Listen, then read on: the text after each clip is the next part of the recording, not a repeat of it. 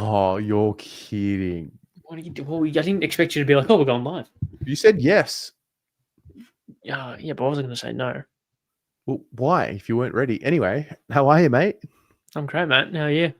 Well, I couldn't wait to hit the button, to be honest. I know. You were just chomping at the bit. There's a bit to get through. There is. And Did you see the Tom Morris tweet? How Craig McRae touched down from Melbourne from Melbourne to Adelaide with a missed call from one Mr. Jack Silvagni. Wonder what that conversation would have been. What do you think it was?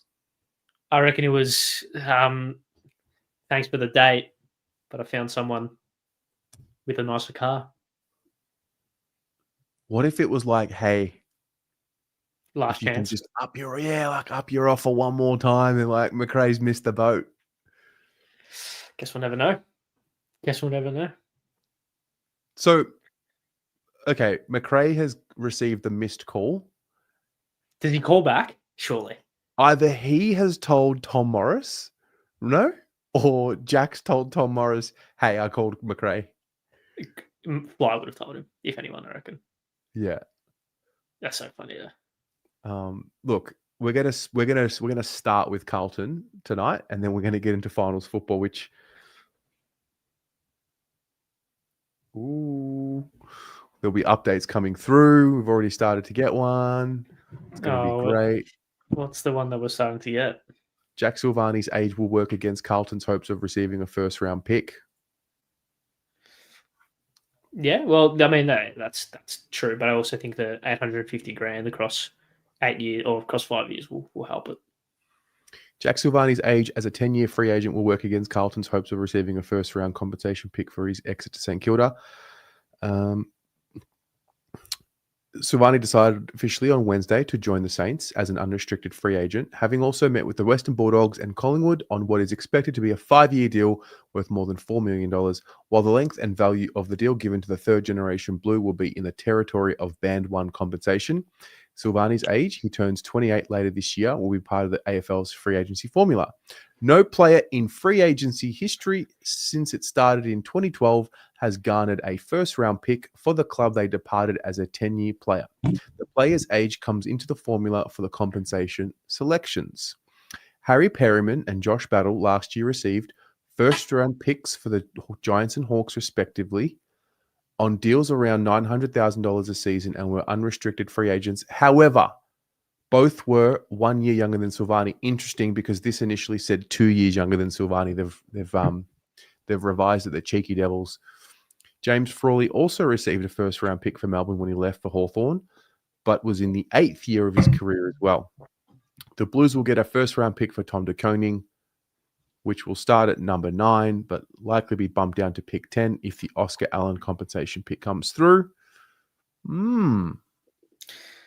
Interesting.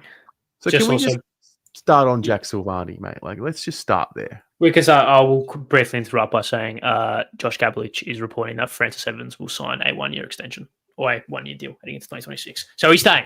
Hopefully not on the Zaya money. Hopefully we fleeced him for like only $800,000 because he's worth way more than that. So I think Josh Gabelich has become one of my favorites pretty quickly. Very reliable. Yeah, just like the way he goes about it. Like he's a pro. Very, very chiseled face. Yeah.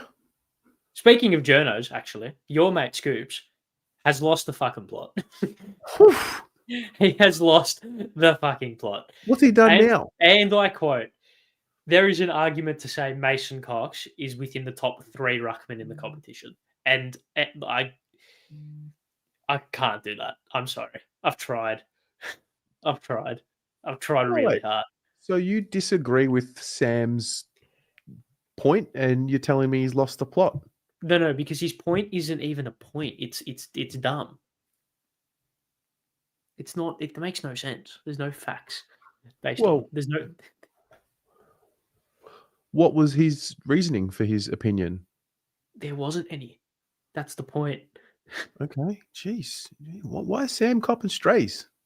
Look, I like Sam. I like Sam a lot more than the average person. No, I like Sam a lot more than the average person. However, I have respect for him in the fact that I can I feel like I can criticize his opinions without hating him as a person, right? Yeah. So, You know what? He takes it very well, I must say. mate, he has to say that. He takes it extremely well. Yeah. So, yeah. Anyway, just thought because that's your mate, your Okay. buddies. Okay. Sure. But anyway, back to Jack Silvagni. So he's gonna go to St Kilda. It's gonna happen. Yeah, he is. He's gonna. Yeah, he's going to that. He's gonna go reunite with Daddy. Did you like my thumbnail? Yeah, no, I like that. That was good. That was good fun. Yeah. Like Daddy kissing son on the lips, like that kind of thing. Yeah. Yeah. Look. It's. I saw the news. I saw the news and audibly started laughing, like audibly, like viciously started laughing. And then I Okay. got asked. I got asked what's funny by my colleagues, and I told them, and they were Collingwood supporters because they were quite annoyed. But I just find it very funny because it's like it's this news that's come from the clouds. Yeah, that it was the Pies, and then he met with the Bombers, and then it was the Dogs, and all of a sudden it's a 2-horse race, Pies v Dogs, and now all the Saints have come from nowhere. Like, yeah, I'm sure that's how it's gone down. I'm sure there hasn't been any sort of inclinations throughout the year at all over the dinner table. Do you think there's a bit of backdoor dealing going on? Do you think? Look, whether intentional or not, there genuinely has to be because it's his dad. Like, Okay, so there's that between his dad, like sure, but I mean, with respect to Jack, 800, 850, whatever, like, is it so it triggers its compensation for Carlton and then do Carlton a favour? Saints do the Blues do the Saints a favour and maybe a pick swap on draft night. Like, there's something fishy about the situation. well, we don't know about the Band One combo because the AFL and their Only Carlton. This is exactly the vibe I'm getting. It's got Los Polos chicken on it, all written all over it. It's got for anyone who understands this, it's got Alvaro Morata written all over it. Do you understand that? Yeah. Was he money laundering? No, he just went from club to club in very suspicious transfers, and everyone was like, he's not worth £40 million, but he's going to Juventus for £40 million. Anyway, point withstanding. I think you got to look at. I think it's an interesting conversation. You look at the landscape and you go, okay, Collingwood paid Harry Perryman $850,000 over 6 years to sit in the back pocket and butcher the ball 14 times a game. So when you take that into consideration, Jack Silvagni, who, if he stays fully fit and he's playing in a good system, is a more than serviceable number 2 to Cal Wilkie. Is he worth $800,000 over 4 years? Maybe, considering the CBA cap will increase over the next coming years, meaning that more than 60 players will be on over $1 million. When you look at it from that perspective, it's like, but then you also think, all right, when was the last time he played a full uninterrupted season? Can't really point to that. Has only just now locked down a key back position, and with that being said, has only played there for like 13 games. Never really found his feet as a forward. Can't really play anywhere else. Is he a second ruck? Well, he won't be playing there because you've got Marshall and De Koning.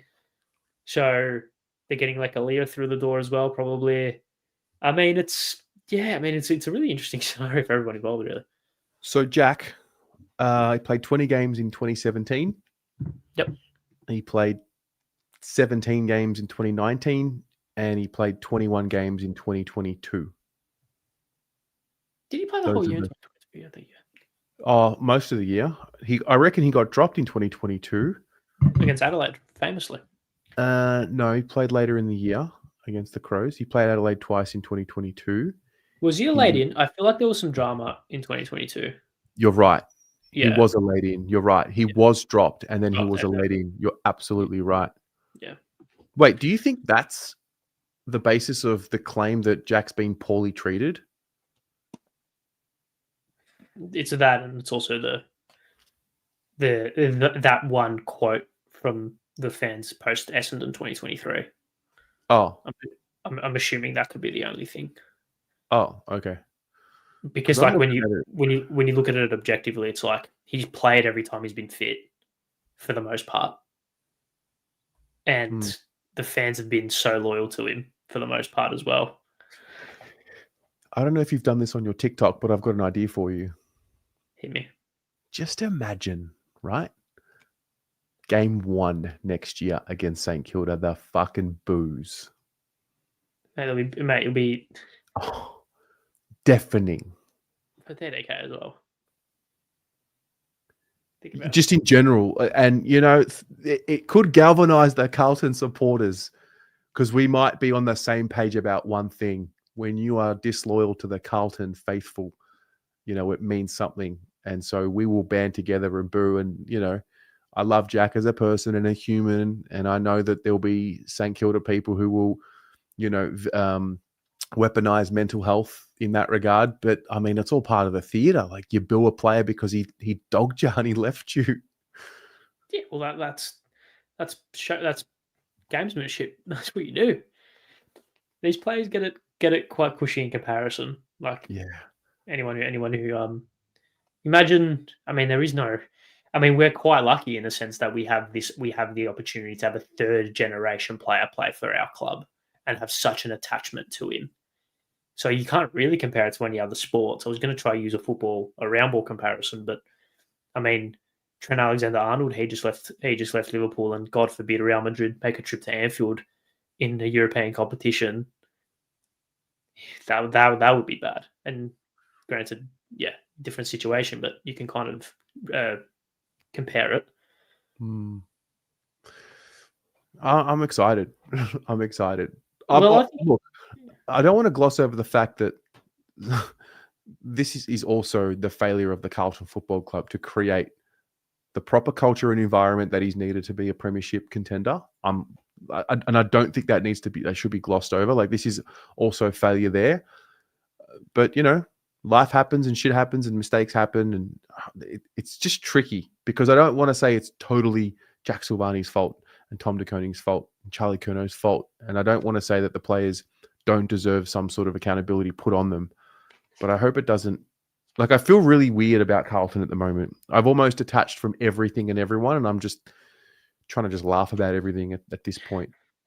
Well, if you don't laugh, you'll cry, as the old saying goes. I do agree with you that in an ideal world, Sauce doesn't leave, and I think that sort of difference needs to be made very clear. Like, I don't think any Carlton supporters in an ideal world want Jack Silvagni to leave. Like, if it was to go back in July, where the murmurs started of him being out of contract, but he's like been offered a deal and like he'll sign. Don't worry about it. Like, I'm sure everyone would have said, "Yep, sign him on the spot. No worries. $700,000 a year, no dramas, right?" But since we have now learned that he is leaving and that he is going to leave, and like he's made that announcement, I think a lot of Carlton supporters are very, myself included in this, I don't know about you, but are very comfortable in knowing that this is the way that it's happening because it feels less, how did we let this happen? When we know that, okay, he's getting paid 850 grand a year over 4 years, gone with his dad, like it kind of justifies itself a little bit. So I guess that's where I'm sitting, where it's like, not happy he's going, but he's going and he's going here. It's the best case scenario, if that makes sense. Do you know what I also think about the two that have left, in particular, Tom and Jack? I think Tom in particular knew before round one. Yeah. If not agreed before round one. And I think Jack wouldn't have been too far off. I do not buy for 1 second that those two guys made their choice and made their decisions in the last 2 to 3 weeks. And if that's true, and Charlie, if he's also desperate to get out, I think he also made a conscious decision at the start of the year. And then if that is all true, that would explain what was disconnected. Like Tom, for sure, in my mind, you actually couldn't convince me otherwise that he didn't know from maybe even end of last year. Yeah, I definitely agree. I think probably with Tom, I don't want to use the drop off in performance as a kind of measure for it because you can translate that to every single one of our players, right? Considering started the year quite well and then dropped off maybe a little bit after the bye. I do think his decision was made up in maybe the first third of the year. Silvagni a little bit less so because there was no talk about it. And you saw that once there was talk about it, it gathered steam quickly. And Jack Silvagni threatening to lead Carlton, that's a new story, regardless of what time period it is, regardless of how well Carlton are doing. So whilst I think his decision was definitely, whilst I don't think his decision was made yesterday or 2 days ago, like it's been announced, his decision was definitely made at some point during the season. And Charlie, well, I guess we'll have to wait and see what happens with him. He's probably a whole different conversation considering the developments over the last week since the last time we spoke. Yeah. And then I guess the question is, did they tell their teammates?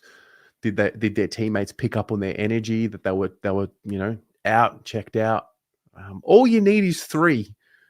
Like those 3 in particular are guys that played every week when healthy. All you need is 3 to not be on the same frequency as the rest, and that's all it takes. Yeah, especially in a. I don't want to be too critical and harsh on the playing group, but you can tell that they feed off the energy both externally and internally.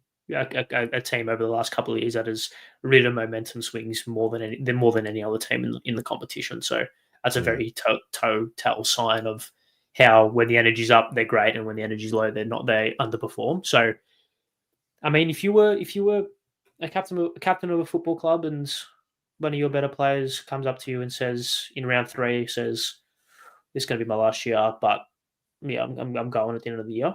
How would you react to that?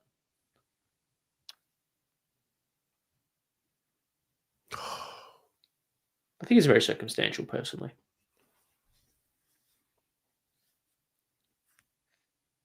I definitely think there's room for From the club's point of view, you probably want to try and convince him to stay, right? Absolutely, because all 3 in question are quality players. Absolutely.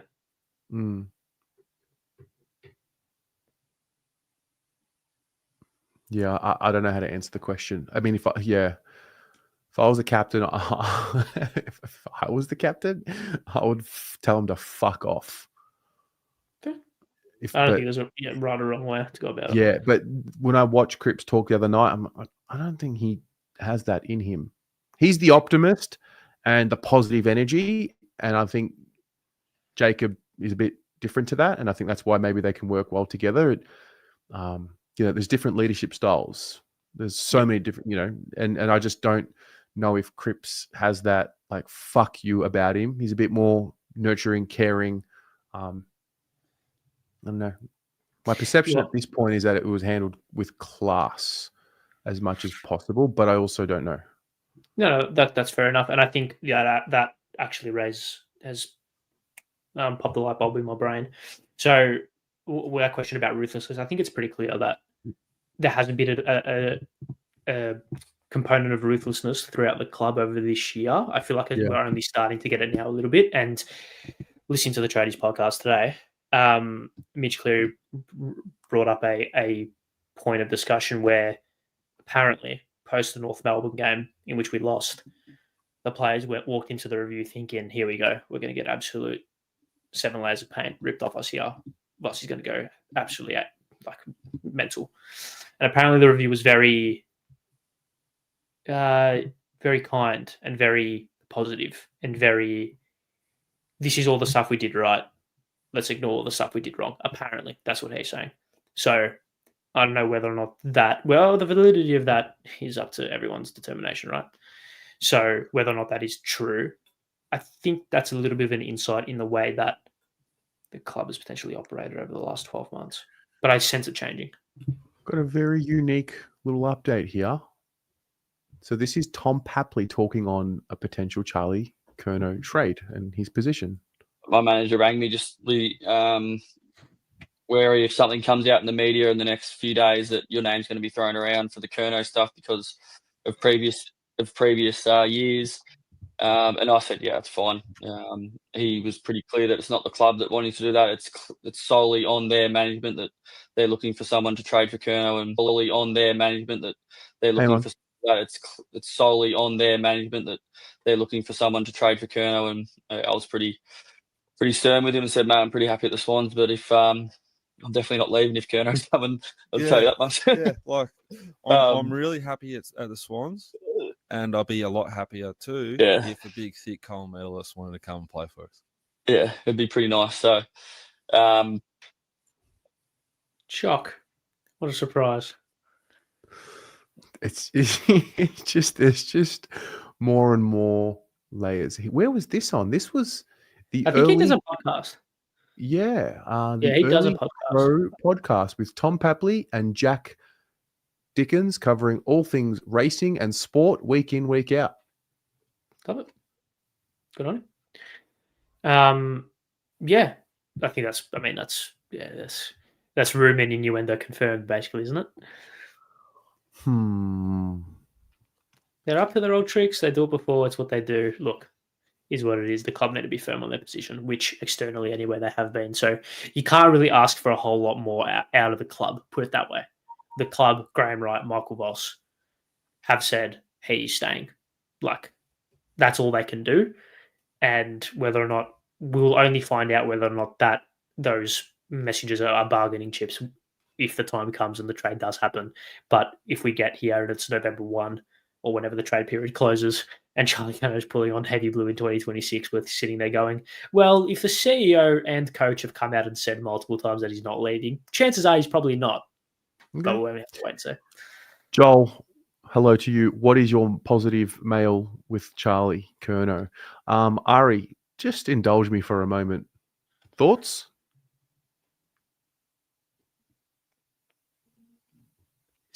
Is that Ollie? That's not Ollie Florin, isn't it? Though no. Is that Peter Adams? No. I thought that's who we're going to get though. Oh, Arrow. I will do anything. I will do anything. There is not a bigger Errol Goulden fan than me. I spent a lot of money on a velvet jacket because he wore it to the Brownlow, and I thought he looked cool, and I want to look cool as well. So, if that's an indication of anything, God, it's all I want. Actually, all I want is for this phrase to be said somewhere by a reputable source. I don't care if it's true or not. I just want Tom Morris, even if it's a Sydney-based journal like Lachlan McCurdy, someone like that to come out and say these words. Errol Goulden open to discussions of trade for Curnow or something along those lines, just so we can absolutely rinse the life out of it and say, well, their best player wants out, so we're going to give them Jackson Binns, Lewis Young, and a future second-round pick. There you go. Bring us Errol. Because that's what they're doing with Charlie right now. So, yep.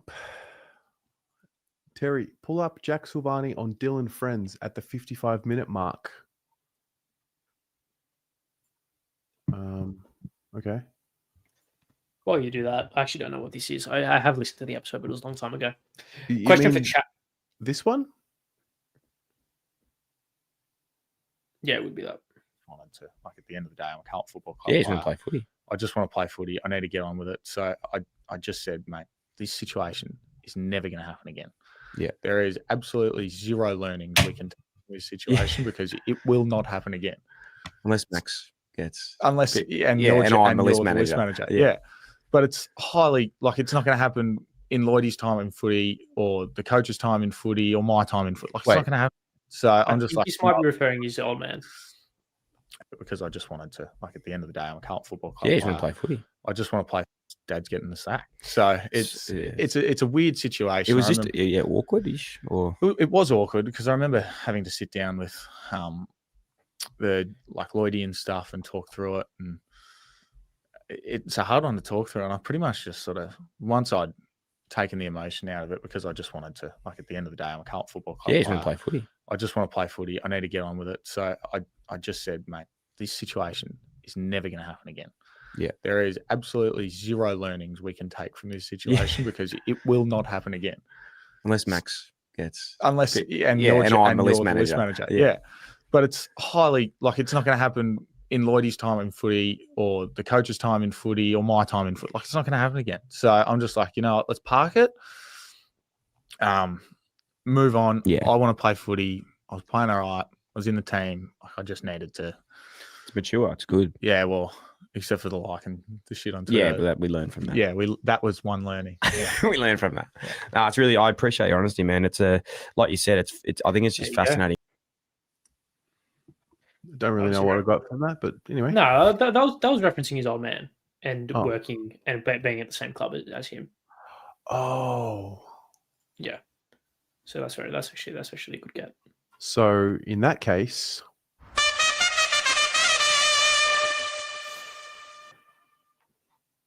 I didn't play the part. Huh? Oh, apparently I haven't played the part. Okay, Damien's given me the instruction. Okay. Fuck, chill out. How the hell are we going to sit here? Yeah, what are we doing? But even as a mate, like I was just like thinking, I actually probably regret not reaching out and showing my support a little bit more for you, because I was like, that just would have been hard to navigate. It's just a weird situation. It's not something you can really. No situation for anyone losing their job's nice. No. Like it's doesn't matter what industry you're in or who it is. It was all just very close to home. Yeah. And it was like, I love my family very much, so I'm going to stick up for them. For sure. I'd do the same thing. Yeah. Was there ever any time, and I know now, obviously the answer is that you bleed blue, like you navy blue signed on, but was there periods there where it did look like you were like, well, is my career going to finish here? Like, is it possible for me to stay here with, is it too close to home? Is there too much sort of going on? Do I have to look at something else? No, I don't. No. Whenever I've come out of contract, I feel like there's always a lot of talk around, is my best footy going to be elsewhere? I can't picture myself anywhere else. So it's, is it? I don't know.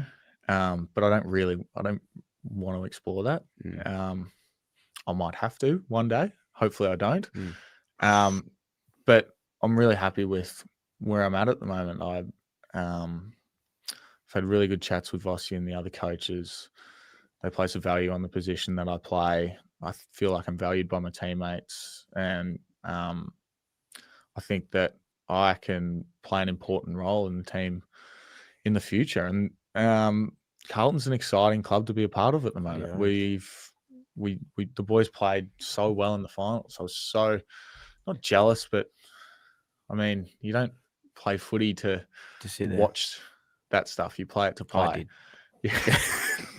So it was hard to watch, but at the same time, I was so happy. Hungry, man, to do it again. And like, I don't like your language today. Like, you're talking a little bit like, can you fucking just shut the fuck up? Like, you're in the best 22, fuckhead. Just say that. What's wrong with my language? Well, I feel like you've just been saying. Right. Anyway, I like that from Dill. Just pep him up. That's good positive reinforcement. I'm going to put the link to that in the live chat if you want to watch that full interview.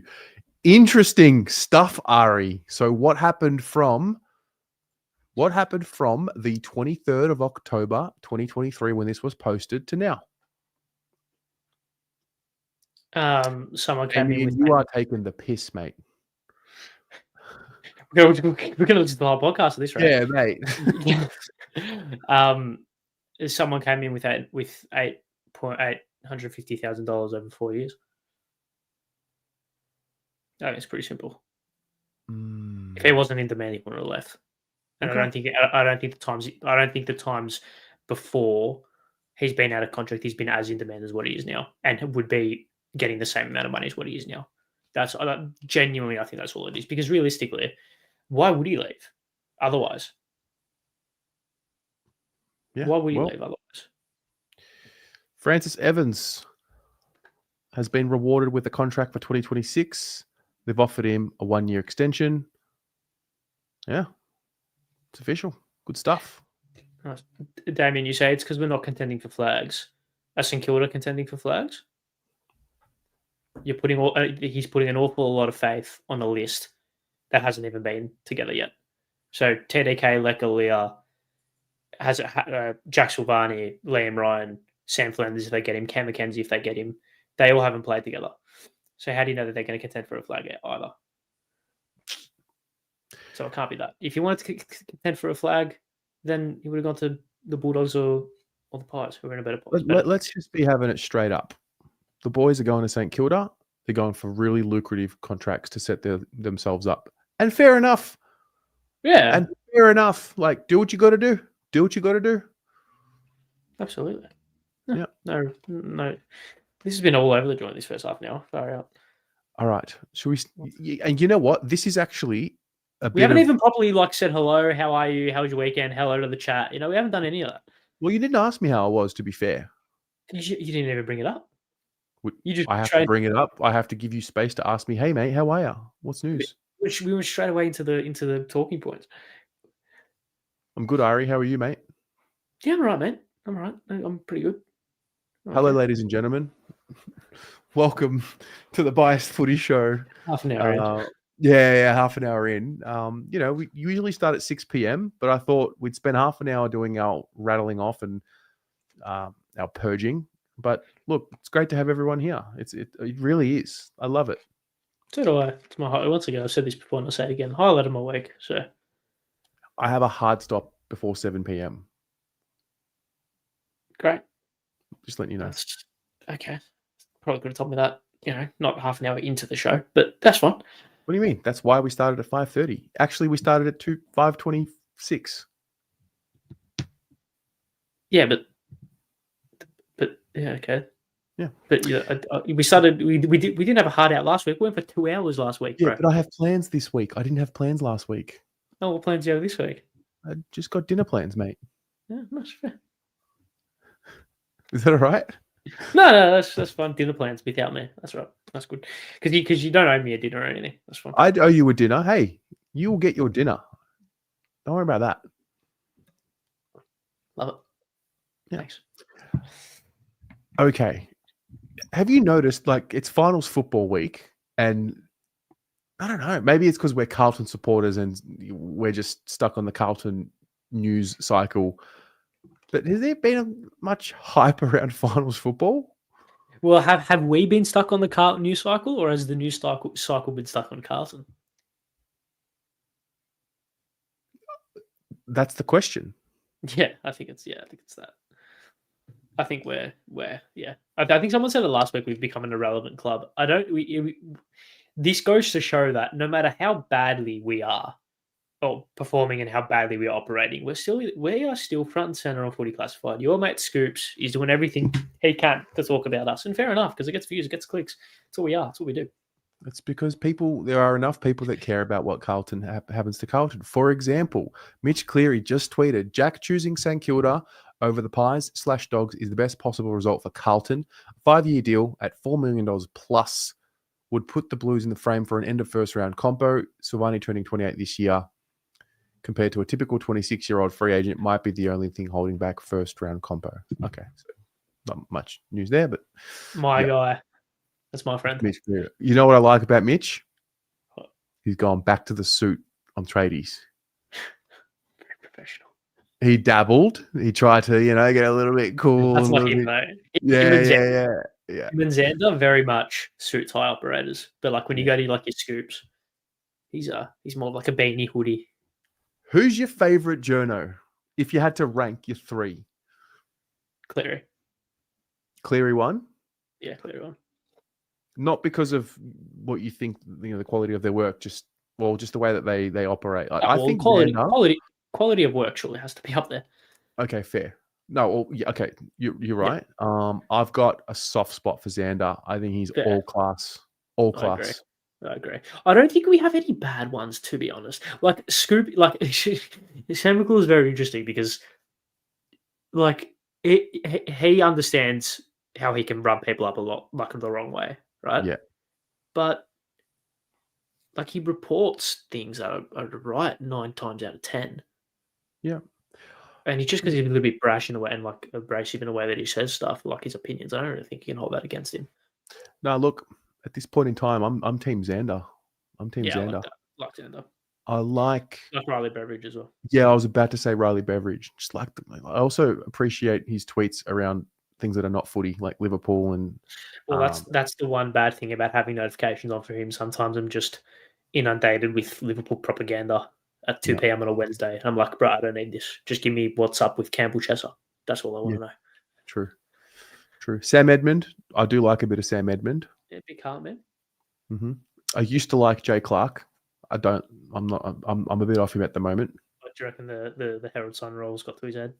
There was just something about the way he sat up in a post-game show after Carlton. He was really like excited to talk about the downfall of Carlton, and he rubbed me up the wrong way in that one time, and I'm a bit off him at the moment.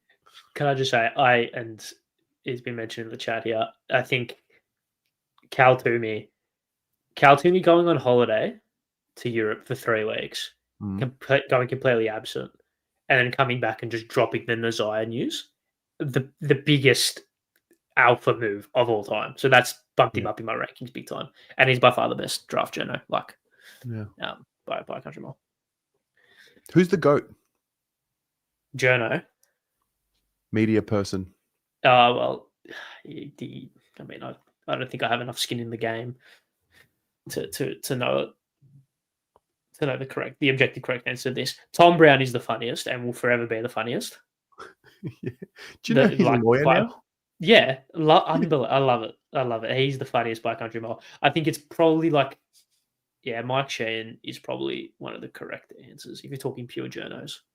I've always had a soft spot for Damien Barrett because he was the first one that was on the Footy show that I like. He was when I thought journalist for a long time. All I thought was Damien Barrett. Do you know why I loved Damien Barrett? When I loved him, when he was the purple-headed warrior. Yeah, on the rub and stuff. Oh, Saturday rub. Oh my God, I've cried tears. Yeah, but OG Saturday rub. Yeah. I think it's Eddie. I think Eddie's the GOAT. Yeah, in terms of media performer, I wouldn't call him a journo. In terms of football media performer, talk about someone who's just versatile and has kept doing it. Yeah, absolutely. All right, Ari, shall we talk about finals footy? Yeah, we can talk about finals footy. Are you going this Friday night?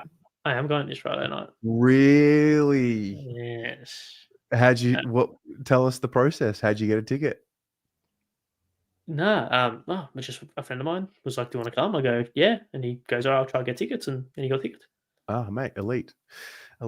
Okay, now I'm actually pretty excited to talk about finals footy because, just quality matchups all around on paper. I know, right? It's pretty good. Starts tomorrow night. Tomorrow night's probably the best in terms of storyline wise. Friday night will probably be the best quality match though. Adelaide, Collingwood. You've got some very good stuff here. These teams have played 3 games in finals over their history. The Pies have won all of them. However, they have never met in a qualifying final or a grand final, which could also happen this year. There you go. Where do you start when you think about this game? Chat? I was having this conversation with colleagues of mine today, or Collingwood supporters. They're not confident, but they are a bit worried. However, I did say to them that if I was to put my house on any team winning this weekend, I would pick you guys. Collingwood? Yeah. Really? Yeah. But I don't think they'll win, if that makes sense. It's weird. You don't think they'll win the flag, but you think they'll win this game? No, I don't think they'll win. But in terms of if I was just tipping, I'm going to tip Adelaide. But if I had to put my house on a result, I would tip Collingwood, if that makes sense. No, it doesn't. I mean, it does. What it basically tells me is you've professionally sat on the fence and told me nothing. That's what it tells me. No. Yes, bro. No, absolutely not. Absolutely not. That's absolutely not what I just said. No, it's not what you said. It's what you did. That's what you just did. You just gave me... Anyway, whatever. Bo McCreary potentially playing underdone. I saw the footage of De Goey, a little proppy, and I saw Nick Dacos just putting his hands on his ankle/Achilles area. I've seen Mason Cox will play. Your man's man. My man's man. Oh, Sam's man. Okay, yes, cool. Yeah. Teams will come out in 16 minutes, so we'll always look at that. Look, I don't know with the Pies. They're going to do it, aren't they? They're going to do it. It's just typical. It's that It's just- Collingwood away from home. I get it. Like, it's the Collingwood away from home factor. I understand. Yeah, I don't. I think it's one of those things where it's like it's inevitable. It's the most. I think hindsight's going to be great. It's probably the most inevitable result of the weekend. Okay. Isn't it? No, I believe in the Crows. So do I. I'm sitting on the fence. I'm professionally sitting on the fence because it's like I think they'll. Mate. Like, can't. It's what the gut's saying. Maybe it's because we've been torched so many times, and we've just been like institutionalized in a sense. No, look, I think Collingwood are fine. I just think they'll lose this game and they'll win the next week. Really, I say the people I was speaking to today saying the people I was saying today said the opposite, or not the opposite, but they said if they lose this week, they're done straight sets. Okay, fair. So they have to win this week to go any further, which I actually do tend to agree. So I'm going to make you tip because I'm going to make you go one way. No, I'll tip the Crows. You're going to tip the Crows. Tip the Crows will win. You're going to tip the Crows, but if you had to put your life savings on it, you'd go Collingwood. Yeah. Okay. Because I can't live with myself having tipping against Collingwood when I know better. Yeah. When I know better. That's why. So if I had to put my house on Collingwood and Adelaide win, I can sit there and go, well, you know what? I'll be more comfortable with that, but I'm not putting my house on anything. So, because I don't own a house like myself, so it's probably a sticky point. Isaac Rankin came out back from his little getaway, did his apology. Seemed like he memorized it and practiced it. Yeah, he did. Yeah, look, it did seem a little bit that, but you got to respect him for doing it front facing, like without notes. Absolutely had to. Yeah, I think now we're in a position where it's like you got to condemn the action, stop attacking the person. I think we're pretty comfortable in saying that now. He will serve his punishment. Yeah, I think Joe Whaley said this morning it's not the worst thing a footballer has done. It's still bad and still needed to be kind of like clamped down on. So yeah, he'll serve his punishment. And all I will say is that if this apology was said 2 days after it broke, then I think it's better for everyone involved. But alas. All right, now Geelong, Brisbane, Friday night at the MCG. Did you know, by the way, there can only be maximum of 4 more games in Melbourne for the rest of the year? Really? Minimum 3, maximum 4. Yeah, because both. Oh yeah, because the semi-final, whoever. Yeah, no, you're right. Yeah, you're right. Nah, grand final included. Grand final, 2 semis, and a qualifying. Both prelims would be away if it was to fall that way. Oh yeah, Collingwood are playing away. Mm-hmm. Good point, bro. So Geelong, Brisbane, 2-2 in finals between the two of them. Brisbane wins have come by 10 points or less, whereas Geelong wins have come by 6 goals or more. They've never played at the MCG in a non-finals game. Yeah. So all of their home and away games have either been at Cardinia Park or the Gabba. True. That makes sense. Lockie Neal and Mr. Berry back for the Lions. Dunkley, you think he'll go to Baslenka? Yeah, I think that's got to be it, right? Unless he goes to Holmes. Fuck. So I've told you, I think I said this last week. I think Geelong wins, but then Brisbane beats them in the grand final. Yeah, right. Interesting. Fair. Fair. I think Brisbane will win. I think they're the best team in it, and with Neil back, injury cloud over Reece Stanley as well, which has come to light over the last 24 hours. Yeah, I just think they are the best team in the comp. I know Hipwood out, it will hurt their structure, but they have too many games. They have the best combination of solid, reliable, elite performers and pure game changers. So like they have Neil, Dunkley, McCluggage. You know that they're going to give you, what you're going to get from them. But then you've got Will Ashcroft, Cam Rayner, Zach Bailey. who can Will Ashcroft can have 40 if he wants and dominate. Cameron can kick 5. Zach Bailey can have 24 and kick 3. Do you think if Geelong... Okay, so do you think if Brisbane win this Friday night, the talk will instantly become, Geelong's easy finish in the fixture has softened them up a little bit? Or do you think it'll turn to, no, Geelong will be able to withstand it? I think it depends on how they do lose. If they come out and get jumped, and Brisbane kick the first 4, 5, then it's like, okay, well, they're clearly not match hardened, right? They're clearly not ready to go for a finals like game. Whereas Brisbane, I mean, their last game of the year went down to the wire. They versus Collingwood. I think they versus Freo as well. So they versed a couple of top 8 teams heading into the back half or back third of the year. So I guess it's one of those things where we'll only see when it happens.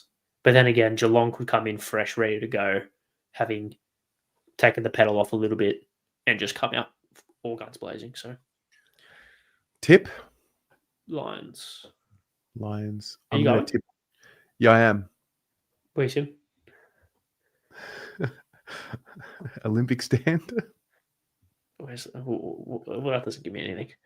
It's just whatever. Just somewhere level 2. I forgot he can walk in and take his pick. God, that's how it works.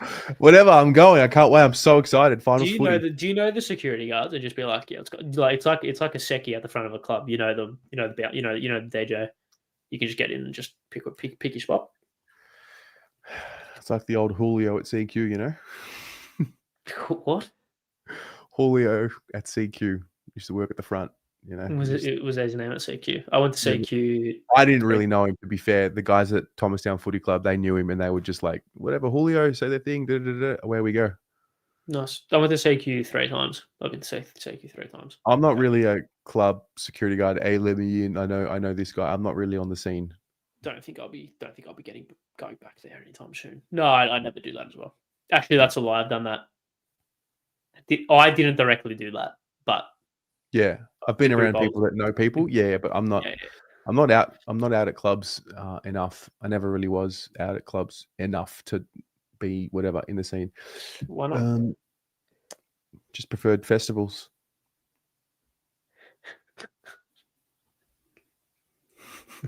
Well, I wasn't you're a Lumbra kind of operator, you know. That implies a lot. Okay, imply what you want. It's fine. That's fine. I think we might have to put this to the chat because you and I have disagreed, and I'm gonna do our thing. So, chat, who wins? Geelong, Brisbane. I'm gonna put a poll up. Who wins? Have I asked you who wins the Brownlow? I think we both said Jordan Dawson last week. Yeah, we did. Yeah. Who do you think is going to win the Norm Smith? Jack Martin. I did say that. Actually, I've got to ask you about that as well. Ask me. Yeah. No, sorry. I'll show. I think Jordan Dawson will win the Norm Smith medal in a losing side. I also want to give a shout out to Cardman. Do you subscribe? Are you subscribed to Cardi? I know very well who Cardi is. Yes. Did you see Cardi's Brownlow medal? I was tuning in and out of that last night. Yeah. I caught 15 minutes of it. I just the level of work, unbelievable. Yeah, the effort's insane. Yeah, unbelievable. He's a really good kid as well. He's a really good guy. No, I got all the time in the world for Cardi. Honestly, he's just a fucking jet. The work ethic. Yeah. No, and big fan. I think I know one of his videos that is going to come out soon, and that just seems like a fucking nightmare. I'm sure it will come out. Which one? It does. It's not my place to talk about content that he might release. Oh, how do you know it then? Well, what's the point? That's not the point. Point being is that the effort and the work ethic is just insane. All right, we're tipping Brisbane. Moving along, right. GWS Hawthorn, 3:15 p.m. at NG. Do you want to take this one away? I think you should take it away because actually we'll probably both be at Icon Park watching our girls. But point withstanding, my Giants will win because they're amazing. My Giants boys with Hogan back, Canelio back, Kelly back, Daniels back. Buckley can have a bit of a rest, mate. They're back. They're on. Wait, didn't I see Daniels was not going to play? Yeah, he didn't get through, but he'll play. Apparently, that's the go. Who knows? Oh, that's a bit risky, isn't it? Nah, why? He's fine, mate. hey, you have to promote the vertically challenged. Okay. Okay. You have to pump them up. Look, I rate Hawthorn, but I just think the Giants, they love a finals run, don't they? Well, last year they didn't really have a run. What happened last year? Much straight sets. Well, I don't know. Maybe their marketing just gets me. They really rally the troops. They rally. They get people The behind them. marketing gets a lot of people, doesn't it? I wonder who else they could have potentially gotten over the last 24 They months. get me good, the Giants. I think they've got one more run in them.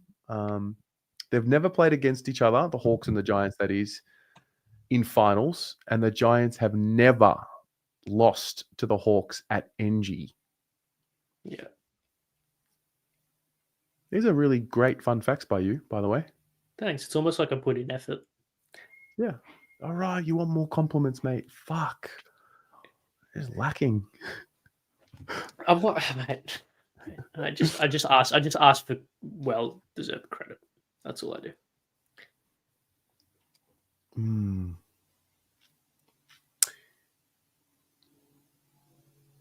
Hawks also risking Weddle potentially. Yeah, well, that's an interesting one because that's a load-related injury. So who knows how that holds up under the stress of finals. Yeah, so I guess we'll have to wait and see for that one. I'm going to back in the Giants with you. I'm going to jump on board. Good. Like it. Yep. And then Freo, Gold Coast, Saturday night, 7:30 p.m. at Optus. Finals, football, Gold Coast, first time. Stitch up. Play away from home. Nah, that's good. That's what you want. Is it? Actually, they don't play at home. Nah, you probably want at least one. one. Like, you want to play. Yeah. You want to. Yeah, your first final in club's history. Like imagine our final in 2022 was away. Our first one. Yeah. Well, I remember the first final the group played. I mean, rebuild before this one. Brisbane. Yeah, Brisbane, and then the next year Sydney, and then Sydney again the year after. Lost 3 losses in a row, and then it wasn't until 2011 when we played at the MCG at home against the Bombers did we see them win the final and sort of be there. Wait, what? 2 Sydney losses in a row. It's not right. Hang on. 09? 9 Brisbane, 10 Sydney, 11 Essendon. Sydney. Oh, sorry. Yeah. Sorry. My bad. 13 semi. Yeah, my bad. Come on, Matt. Well, third time lucky. Anyway, who falters under the pressure? Who has more pressure? There is no such thing in finals. Actually, that's a good question. Did I write that down? Who does? I think that's a great question. Because the Suns probably have a list to win a final and probably deserve to win a final based on how the majority of the years performed. But the Dockers have been knocking on the door for a couple of years. Got 1 foot in 2022 and came from the clouds against the Dogs. But apart from that, they haven't really shaken it. So I went and watched the Dockers and the Dogs last week. Yeah, 2 weeks ago, yeah. I did tell you all year that there's something about the Dockers that I don't believe in, right? Yeah. I now believe. Great. They've figured it out. Have they? Yeah, I think so. I think they've figured out to play. Yeah, I think they've figured out the balance and when to turn it on. I also think Hayden Young is a very, very, very important piece to their puzzle in the way that he can change angles and move the ball by foot. Yeah, I definitely tend to agree. Mm. They were great. They were amazing. They got that Fife. Well, I mentioned in the comments there about David Swallow. You can also use it for Fife as well on the other side. So that emotional hook kind of cancels each other out for both teams. Yep. Hopefully both players go well though. So yeah, interesting. Would you play either of them as the sub, or would you start both? Fife plays a sub for sure. Fife plays as the sub. Yeah, and I think David Swallow plays. I think they both play as a sub. You think they both play as the sub? Okay. Yeah, well, I just look at the Suns team. I'm like, where does he fit in? Like, I think it's pretty clear that Freo play. This is a fact. Nothing good happens when I believe in a team. Do you have a curse? Absolutely. Absolutely. Suns by 40. Load up. Well, I see Five stars as a sub. I think that's his role's been pretty clearly defined over the last couple of weeks. Swallow, I don't see where he fits in the 22. Playing forward. Don't know. Tip? I actually have not thought an inkling about this game at all. Suns. Okay. Yeah, Suns. I'm going to go Freo. So I guess I'll just put a poll here for the chat because I'm going to share my screen and we're going to predict in a second. The teams have come out. I'm going to share my screen shortly. Okay. Fremantle, Gold Coast. Very not interesting. Interesting changes to a certain extent, I think. Okay, these are the teams for tomorrow night. Sid Draper and Billy Dowling out. Max Michaelini and Luke Pedler in. Jeremy Howie's out. McStay is out. Will Parker and Mason Cox are in. Taylor Walker, 300 games. Alex Neil Bullen, 200 games. Josh Dacos, 150. Interesting. I think Draper's a bit of a shock. Is it? Is it? Yeah, no, it's not. I don't think it is.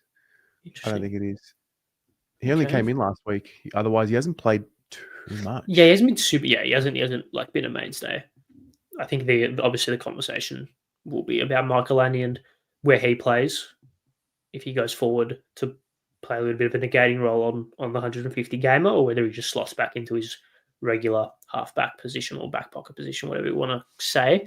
So that'll be interesting. And yeah, Will Parker in for Howe, so a little bit shorter, but I'm assuming the Cox inclusion means Darcy Cameron can spend a little bit more time floating behind the ball. So I guess that's kind of the give and take of that regard. And we all know finals Cox is a different beast, mate. Cracking game tomorrow. It's going to be on for young and old, whatever. Ari, I need you to tip Fremantle. Oh, you did. Yeah, and the chat is 50-50. Oh, my goodness. Okay. Yeah. Okay, Fremantle. I'll give it 30 more seconds. So who did you tip in the Friday night game? I tipped Geelong. You tipped Brisbane, but the chat tipped Brisbane. You tipped Geelong. Okay, so that's obviously without Reece Stanley. And I just want to clarify. I just want to... Are those teams out? No. No, I just want to clarify this news. Okay.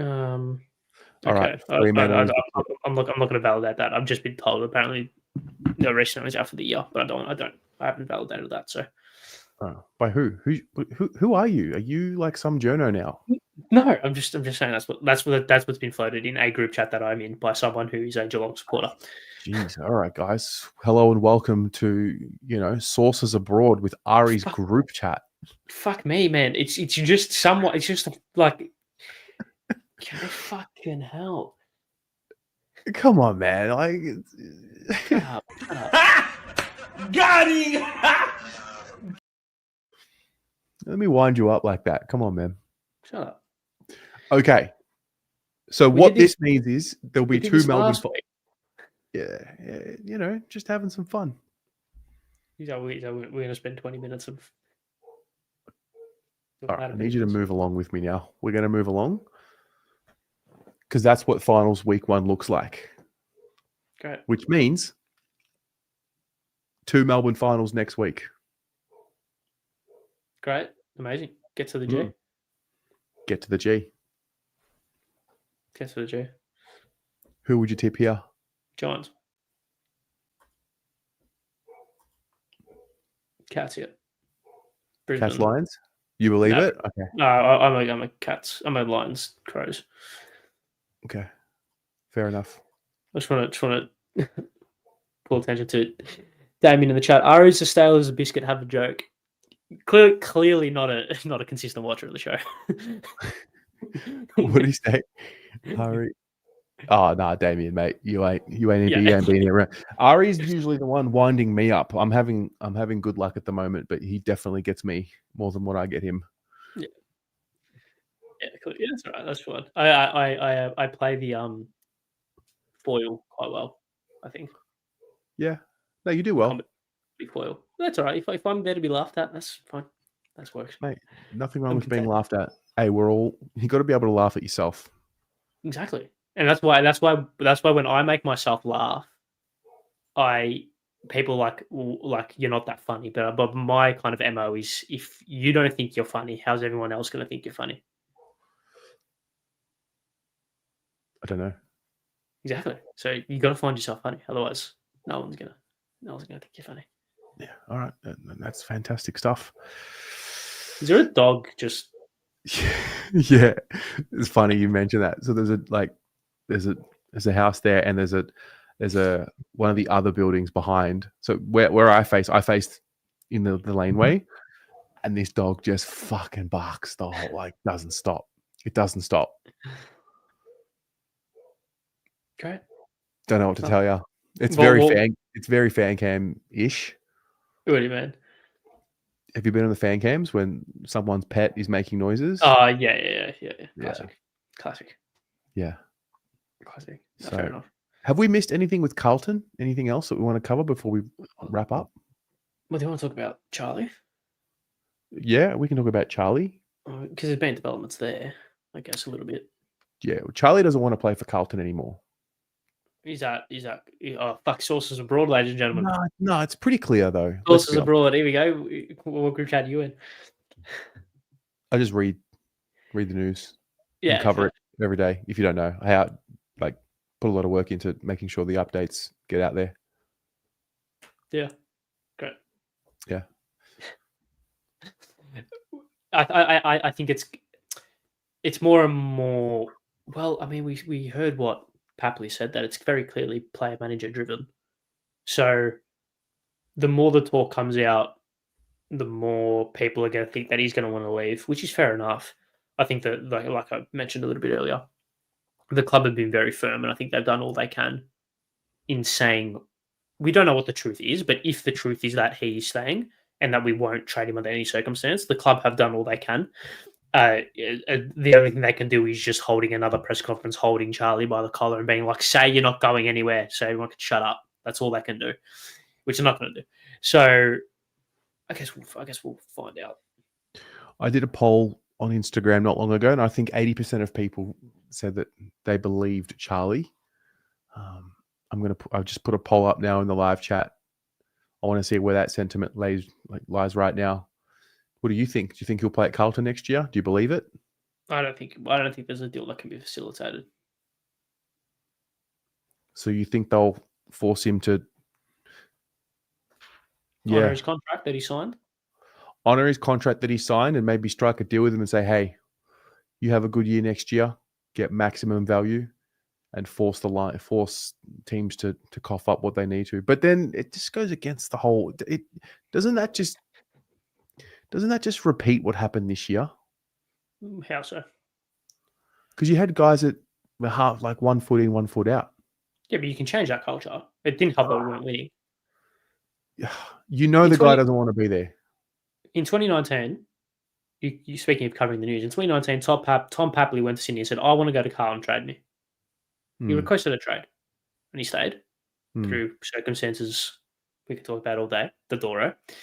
And it's all worked out for him. So the relationship isn't gone. Like the relationship isn't to a point where it's like, oh, if he stays, he's going to crack the shits. He's not going to play, not going to train. He's going to go on strike, essentially. We don't know that, right? That's probably not going to happen. Will he be a little bit discontent? Yeah, maybe. But if we sit there and go, all right, Charlie, you're discontent, that's fine. But if we change up the game plan, if we move the ball a bit quicker, make it easier for you, and then all of a sudden by the bye next year, we're, I don't know, 10-3, whatever, you might be a little bit happier. So it's easier to change the kind of relationship dynamic, I think. I don't think it's too far gone, because if it was too far gone, he would have requested a trade. So until that point comes, I always think that it's repairable to a certain extent. What do you make of the Sydney supporters and how in their discourse as well over the last kind of since this news has broke? What do you mean by their discourse? Oh, about like their like Florin and Laddams should get it done. That sort of things. I mean, they're gonna do what they're gonna do. Yeah. We'll say a king's ransom. They'll say two of our B graders, C graders, somewhere in the middle. It'll land. Both teams will have to give up something they don't want to give up. Yeah, absolutely. I think the more and more likely scenario is a three-way deal of some kind. Oh, you know what it calls for? Like mega trades on Trade Radio. Full 7 every day. Josh Jenkins' is mega trade. Adam Cooney's mega trade. Can't wait. I live for this shit. It's so good. Why go. Go. No, go. No, go. No, you go. Please, I insist. I forgot. Would you trade, or would you turn? I'm going to give you two separate options. Would you turn Charlie, De Koning, Silvagni into Hayward, Papley, and Butters? This is purely hypothetical. I'm just interested to see your response. No, need one more. Okay, would you trade those three players for Goulden and Butters? Oh yeah, now we're talking. Yeah, so that probably what happened, but it's just. I love Errol. I just love Errol. Yeah, I love Errol as well. Yeah, I love Errol. So yeah, interesting. I mean, trade. I think it was. I think it was Mitch. It might have been your mate Scoops on trade. He's brought up the Chad Warner could potentially play a deal. Luke Jackson potentially maybe wanting to come home. So maybe something there. Would you trade? Would you turn Charlie, Silvagni, and De Koning into Butters and Jackson? Probably. There's your ruckman. Yeah, probably. Yeah. Do you think we need to go and get a star, like a top line ruck, or do you think not a ruckman? No, but do you think a Ned Reeves, Liam Reedy type would be enough? In an ideal world, Ned Reeves is ideally Ned Reeves because he has AFL experience, like he's played consistently, and I mean it worked for not Meek. Wait, no, Meek went from Freo over, to Hawthorn. Yeah, so yeah, I mean that's probably for the Reedy discussion, but I think Ned Reeves in an ideal world is the one that we get because he'd be cheap and has played decent football. I don't think we need to go out and get, like I said, Draper in the chat. I don't think he's going to. If he's going to leave, I don't think he's going to stay in Melbourne. I think that's pretty clear. That's your man, Sam Draper. 200 plus, yeah. Very, very diplomatic on the episode. I don't think Draper would be one. I think Reeves is probably the best case for a ruckman, but I guess looking at it more broadly, I do think gut feel reckons that we're going to make, whether or not we get the player or not, we're going to make a big play for a big player this period. That's based on nothing, purely gut. I don't know. No, like I said earlier, I've had to learn the art of detaching this year. Emotionally? Yeah, had to. Yeah. Yeah, it sucks though. I don't want to. Why do we watch the sport? The players, it's a job. This is generally speaking for the current landscape of the league. It's about making as much money as you can playing this great game, which is an amazing opportunity. I think I know I am. I'm still maybe stuck in the fairy tale and the romance of, you love the club and that. I just think that's gone for the most part. Maybe I just feel that because that's what I see with the men's team. I mean, for example, I watched the Carlton women's team and I watched the way that they sing the song. They get paid a lot less. Most of them, if not all of them, have some sort of other job that they do as well, and they fucking want to be there. Yeah. And then I watched our boys sing the song, and it's just like a chore. So that's why. I mean, I can understand. Look, Tom's going to be a really good player. He's going to be a really good player, and he's going to be a big loss. Silvagni is going to be pretty solid, and he'll also be a loss. And if Charlie leaves, he'll be an incredible loss.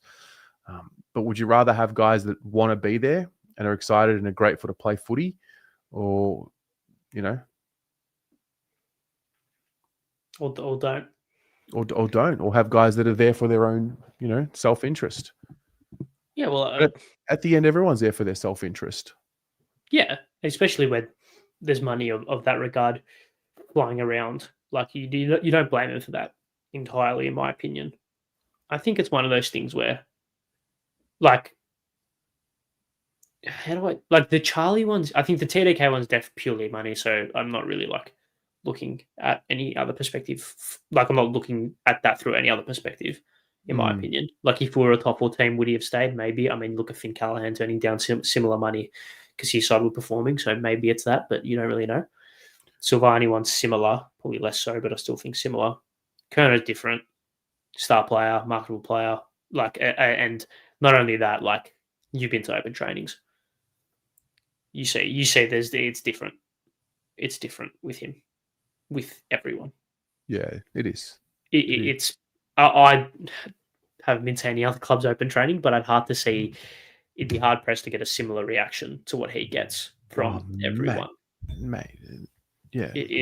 And that I think is gonna hurt the club. What if he goes away? He's away right now. He's in New York, you know, freshens up,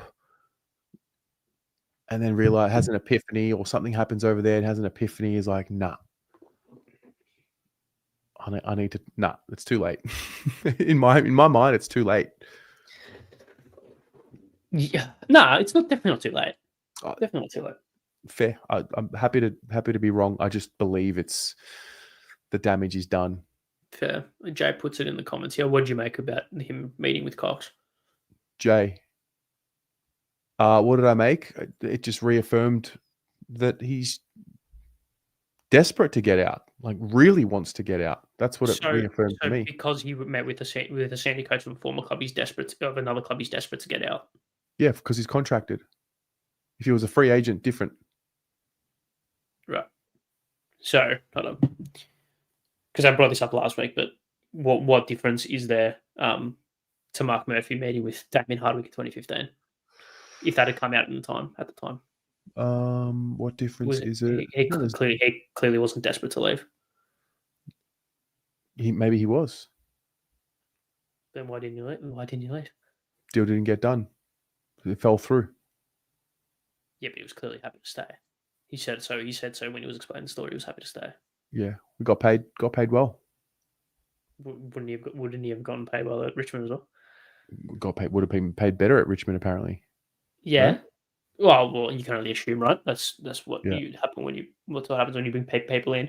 I don't think pay is the issue for Charlie, though. I mean, he wants a pay cut apparently to get out, according to Caro. So I don't think pay is the issue. It has I struggle to think the relationship has been broken to that extent without him requesting a trade. Because if he'd come out and requested a trade, then it's like fair enough, the relationship's broken down, get rid of him because he's requested a trade. Like he has said himself, I want to go. But I mean, Voss has said that the language used was open to a trade, which is I think very different, especially when you work in this kind of environment. And all of the talk has been through his manager. And obviously his manager, considering what the Razia did with Petrarca last year, wants his client to leave because that's how they operate. So, yeah, I don't think the relationship is damaged beyond repair, personally. I don't know. Whatever happened to Honor, Ari? So he signed a 4-year deal in 2014, and then in that off-season, he met with Richmond. Yeah. So he was in the first year of a 4-year deal. And he was captain at the time. Just goes to show there's a lot going on the inside that we just never know until too late. Michael Voss could have already met with Zach Butters and Zach Merritt. We don't know. like we genuinely don't know. Yeah, that's true. Dione, the BNF. Oh, the BNF. So It is the 15th of October. no, it's earlier. 5th of October. It is Sunday, the 5th of October. I will absolutely be doing a BNF ticket giveaway. So if anybody wants to enter that, I mean, members, you already in, but I will release details about that soon. So yeah, 5th of October. Somebody will be going to the BNF. I'll get a ticket for you. Maybe even two. Are you going? Yeah. Okay. I'm not sure yet. You said you weren't Yeah, I know. getting sucked back in. Am I? Yeah, mate, I can tell you this for free. If in the next 2 weeks, Charlie comes out and says that he's staying, and for example, Zach Barter says I want to move to Carlton, and that deal gets done, you'll be at the BNF. Absolutely, you'll be at the BNF. Fair. Yes, I will. Absolutely. Okay, that's a fair comment. That's a fair comment.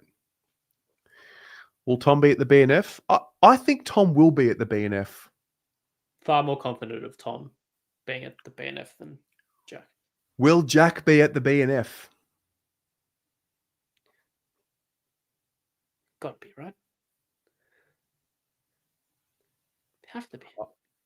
I remember when Stocker was gone, he still came to the BNF. I'll never forget it.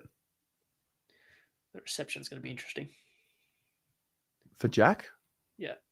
I don't think anyone's going to do anything untoward because you won't. Will Charlie be at the BNF?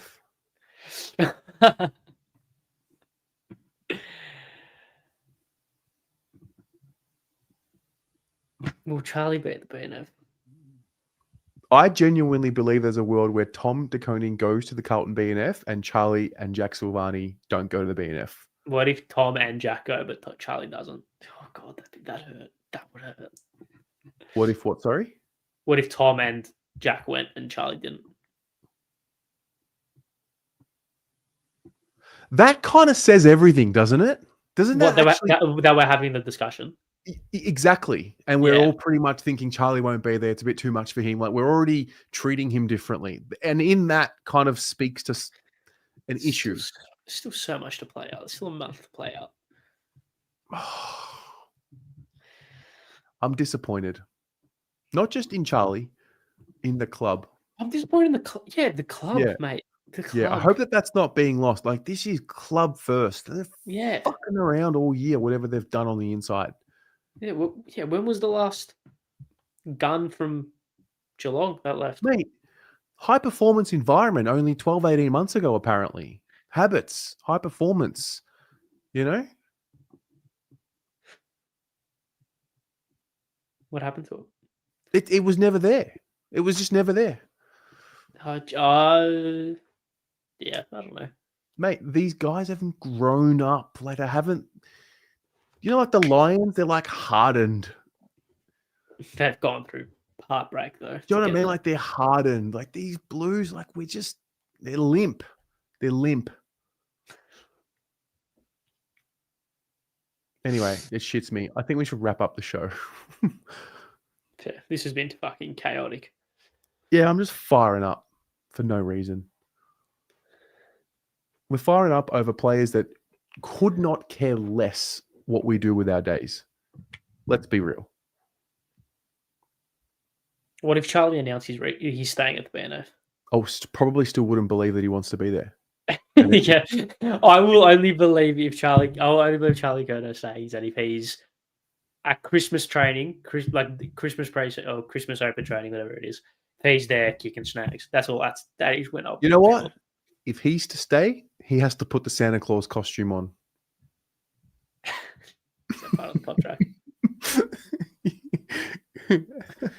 Is that part of the contract? Is that part of the agreement? Anyway, guys and girls, enjoy your finals football. Ari, well done, mate. You put together a really nice show tonight. That was fantastic. Good stuff. Really? I thought that was so chaotic. Okay. See you next week, mate. Can't wait. See you Friday as well and Saturday.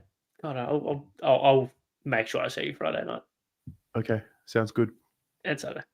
I'll come up to wherever you're sitting. Oh, get up. You fucking pretentious prick. All right. Bye, everyone.